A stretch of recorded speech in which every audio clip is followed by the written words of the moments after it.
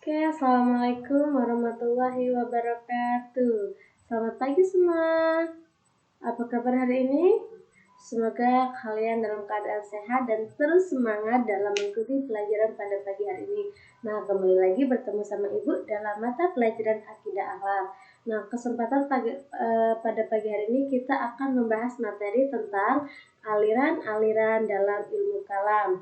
Nah, sebelum kita masuk dalam materi, ada baiknya kita awali pelajaran kita pada pagi hari dengan membaca basmalah bersama-sama. Bismillahirrahmanirrahim. Oke, kalian siap? Tolong perhatikan sebentar ya. Kita akan membahas tentang aliran-aliran dalam ilmu kalam. Nah, apa aja sih aliran-aliran yang berada dalam ilmu kalam? Nah, mari kita bahas satu persatu. Ya, ini yang pertama ada aliran Syiah. Nah, apa itu aliran Syiah? Aliran Syiah adalah suatu aliran dalam Islam yang meyakini bahwa Ali bin Abi Thalib dan keturunannya adalah imam-imam atau para pemimpin agama dan pemimpin umat setelah Nabi Muhammad SAW. Secara harfiah, Syiah berarti pengikut kelompok atau golongan. Nah, di sini yang dimaksud dengan Syiah yaitu kelompok atau pengikut para Ali bin Abi Thalib dan keturunannya.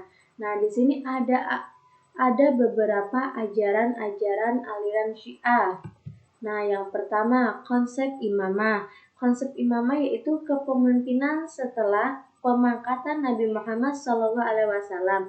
Syiah berkeyakinan bahwa yang berhak menjadi imam sepeninggalan Nabi Muhammad SAW adalah Ali bin Abi Thalib dan keturunannya. Nah, di ajaran pertama ini menegaskan bahwa yang berhak menjadi pemimpin setelah sepeninggalnya Nabi Muhammad itu adalah hanya Ali bin Abi Thalib dan keturunannya. Nah, yang kedua adalah ajaran tentang dosa besar. Setelah terjadinya pembunuhan atas diri Ali radhiyallahu an, timbul perselisihan tajam terkait dengan dosa pelaku pembunuhan tersebut. Yang ketiga, kaum Syiah. Kaum Syiah juga enggan menerima ijma atau kesepakatan para ulama untuk menentukan sebuah hukum yang tidak ditemukan di dalam Al-Quran dan hadis. Nah, di sini ajaran aliran Syiah ada 3, yaitu tadi konsep imamah. Mereka mempercayai bahwa yang akan menjadi penerus kekhalifahan Nabi Muhammad SAW itu hanya Ali bin Abi Thalib dan keturunannya. Yang kedua, ajaran tentang dosa besar setelah terjadinya perselisihan tajam antara yaitu pembunuhan diri Ali. Nah, yang ketiga adalah kaum Syiah juga enggan menerima ijma, yaitu kesepakatan para ulama. Nah, itu tadi adalah ajaran-ajaran aliran Syiah. Nah, yang selanjutnya, apa aja sih aliran-aliran dalam ilmu kalam? Itu ada Khawarij. Apa yang dimaksud dengan Khawarij? Di sini Khawarij artinya orang-orang yang keluar dari barisan Ali. Nah, kalau yang Syiah tadi adalah golongan-golongan yang berada di belakang barisan Ali, sedangkan Khawarij yaitu aliran yang keluar dari barisan Ali.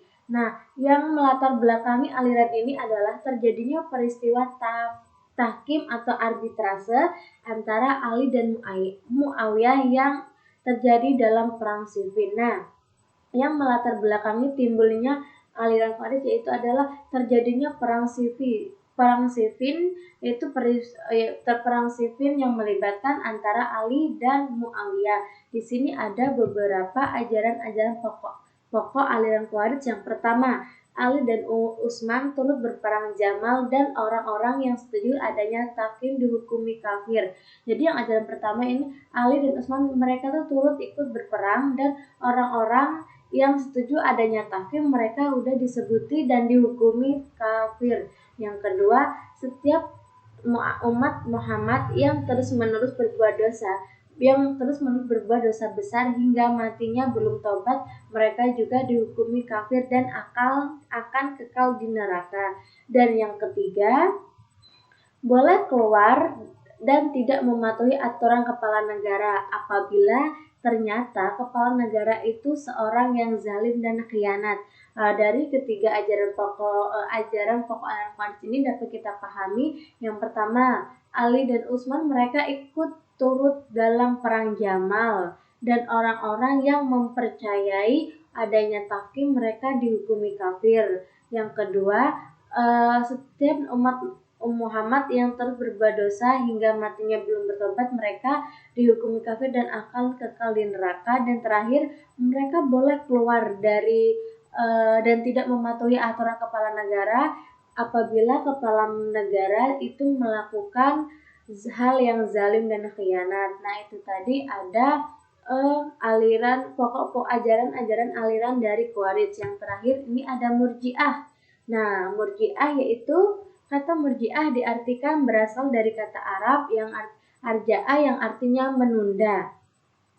Aliran ini disebut Murji'ah karena dalam prinsipnya mereka menunda penyelesaian persoalan konflik politik antara Ali bin Abi Thalib, Muawiyah bin Abi Sufyan dan Khawarij ke hari perhitungan di akhirat nanti.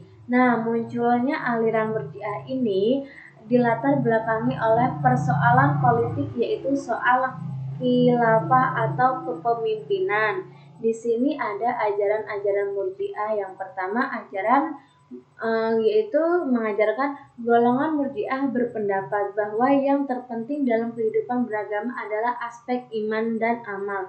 Nah, ini di aliran Murji'ah ini mengajarkan bahwa aspek terpenting dalam beragama itu iman dan amal. Yang kedua, mengenai pelaku dosa besar, ditegaskan bahwa selama seseorang meyakini tiada Tuhan selain Allah dan Muhammad adalah utusannya, maka ia tetap dianggap mukmin dan hukum kafir karena amal tidak sampai merusak iman. Nah, mereka tetap meyakini bahwa tiada Tuhan selain Allah yang harus kita sembah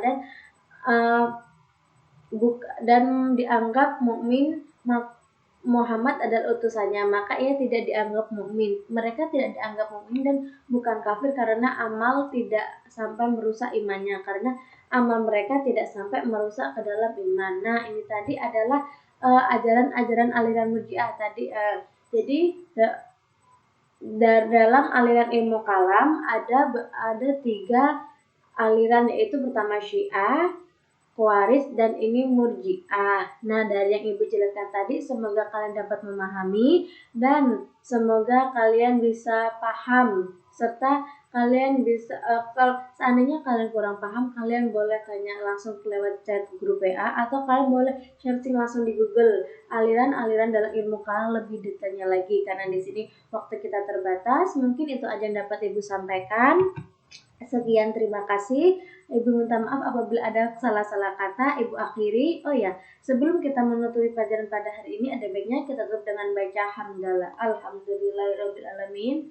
Dan semoga apa yang Ibu sampaikan bermanfaat dan semoga kalian tetap semangat dalam mengikuti pelajaran-pelajaran selanjutnya dan tetap menjaga kesehatan. Tetap stay di rumah. Oke, Ibu akhiri. Wabillahi taufiq wal hidayah. Wassalamualaikum warahmatullahi wabarakatuh.